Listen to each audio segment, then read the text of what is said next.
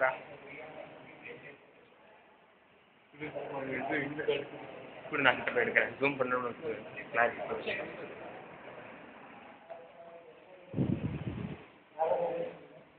வேலை எதுவும் செட் ஆகிற மாதிரி தெரியாதனால விவசாயம் பண்ணலாம் அப்படின்னு விவசாயத்தில் இறங்குங்க. விவசாயத்தில் இறங்குறதுக்கு ஆரம்பிச்சப்போ அப்போ ரசாயனம் வரும்போது விவசாயம் பண்ணுறது நல்லா வந்துட்டு இருந்ததுங்க. அப்போ பிஎஸ்சி தண்ணி வந்த புதுசுனது. நாங்கள் நிலத்தில் பூரா பருத்தி வயல் கரும்பு எல்லாம் போட்டு ரசாயன விவசாயம் பண்ணிட்டு இருந்தோங்க. அப்போ நல்லா வந்துட்டு இருந்தது. அப்புறம் கொஞ்சம் நாளாக அந்த ஒரு 2 வருஷம் 3 வருஷத்தில் எல்லாமே இந்த உரம் மருந்து எல்லாம் போட்டு இந்த விவசாயத்தில் ஈல்டு குறைய ஆரம்பிச்சதுங்க. அப்புறம் சுத்தமாகவே ஒரு காலகட்டத்தில் நஷ்டமாகி எதுவுமே விளையாம போகிற அளவுக்கு வந்துருச்சுங்க. இந்த 77 மழையெல்லாம் நின்றுட்டு துர்காரில் புயல் எல்லாம் வந்தப்போ உங்களுக்கு சுத்தமாகவே விவசாயம் ஜீரோ ஆகிடுச்சுங்க. அதுக்கு பின்னாடி என்ன பண்ணாலும் யோசனை பண்ணி பார்த்துட்டு தான் அப்புறம் கண்ணு போட்டால் இப்போ ஆள் செலவு இதெல்லாம் கம்மி அப்படின்ற மாதிரி இருந்ததுனால தண்ணி போட்டு வளர்க்குறதுக்கு ஆரம்பிச்சது. தண்ணி போட்டு வளர்க்குறதுக்கு ஆரம்பித்தப்போ கொஞ்சம் கொஞ்சமாக நிலத்தடி நீர் குறைஞ்சிட்டு வந்தது. இந்த நிலத்தடி நீர் குறையிறதுக்கு ஆரம்பித்ததுக்கப்புறம் சொட்டு நீர் பாசனம்னு ஒன்று புதுசாக அறிமுகமாச்சு.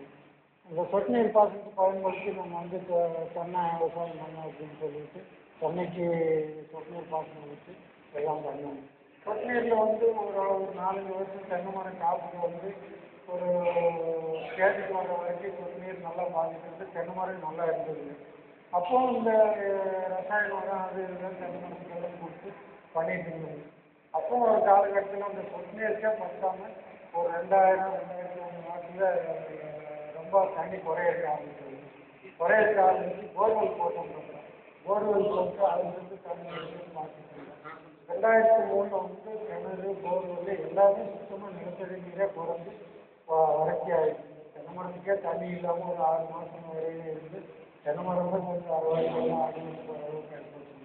அப்போ இருந்தால் இது என்ன பண்ணுறது அப்படின்ட்டு தென்னை மரத்தை காய விட்டு ஒரு 4-5 லட்ச ரூபா செலவு பண்ணிங்கனால தென்னை மரத்தை காப்பாற்ற முடியும். தென்னை மரம் கொஞ்சம் காய விட்டு அப்புறம் பார்த்துட்டு சரி அப்புறம் ஒரு மழை பெய்ஞ்சு சுமாராக விவசாயம் பண்ணுறது நிலத்தடி நீர் கொஞ்சம் வர ஆரம்பிச்சிடும். அப்படி எதுவும் இந்த மக்காவுக்கு வர இதெல்லாம் போட்டு பண்ணிட்டு அப்புறம் ரசாயன உரம் போட்டு மக்காவுக்கு வர இதெல்லாம் போட்டு 2007 அதற்கு பயிற்சி முறைன்னு அறிமுகப்படுத்தி சரி அதை செஞ்சு பார்க்கணும் அப்படின்னு வந்ததுக்கப்புறம் இங்கே இது வரைக்கும் இந்த ஒரு வருஷம் ரசாயன உரம் பயிற்சி மருந்தோ எதுவுமே சொல்லாமல் 3500 ரூபா ஒரு நாட்டு மாடு வாங்கிட்டு நாட்டு மாடு வாங்கிட்டு வந்து ஜீவாமிரதத்தை தயாரித்து கருத்து பயன்படுத்தி தென்னை மரம் மக்காச்சோளம் தக்காளி இதெல்லாம் பயிர் பண்ணி பார்த்துருங்க.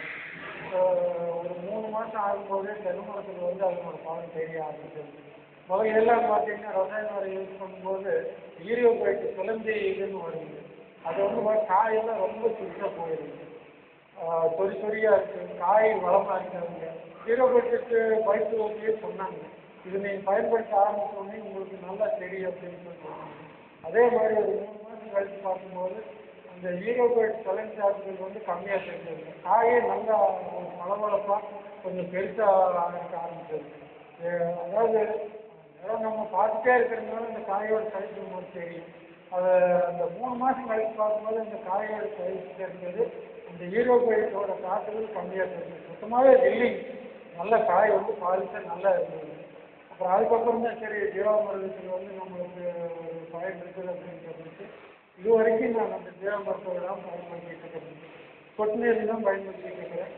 மக்காணி பக்கத்தில் ஒரு 1-2 ஏக்கரை பிரத்யேகம் கொடுத்து மக்காணி போட்டுருங்க. அதுக்கு ஜீவாமிரதம் தான் பயன்படுத்தி இருக்கிறேன். ஜீவாமிரதம் பயன்படுத்த ஆரம்பித்ததுக்கப்புறம் முதல்ல ஜீவாமிரதத்தில் அந்த பயிர் வளர்க்க ஆரம்பிச்சது ரசாயன உரத்தை பயன்படுத்தி வர்ற ஆரோக்கியமும் அந்த கருவிற்பாக வர்ற மாதிரி வராமல் கொஞ்சம் ஒரு கிழிப்பத்து நேரத்தில் வருது. அதை பார்த்துட்டு பக்கத்தில் இருக்கிறவங்கெல்லாம் இது ஜீரோ பட்ஜெட்டில் வராது, இந்த பயிர் அவ்வளோதான் போச்சு அப்படிங்கிற மாதிரி பேசினாங்க. சரி நம்ம போட்டாச்சு பார்த்துக்கணும் அப்படிங்கிற மாதிரி செஞ்சுருங்க. ஆனால் மக்காணி நல்லா இருக்குது. இப்போ பக்கத்தில் ரசாயன விவசாயியை பயன்படுத்தி எடுத்த மக்காணியை விட என்ற மக்காணி நல்லா இருக்குதுங்க. அவங்களுக்கு 25 விழுக்கால் 30 விழுக்கால் வரைக்கும் வரும்னு சொல்கிறாங்க. ஆனால் என்றது அது கம்மி இல்லாமல் வரும், அதை விட அதிகமாக வரும்னு நான் எதிர்பார்க்குறேன். இன்னும் அறுவடை பண்ணுவீங்க, பண்ணும்போது கண்டிப்பாக அதுக்கு மேலே தான் வரும்னு நினைக்கிறேன்.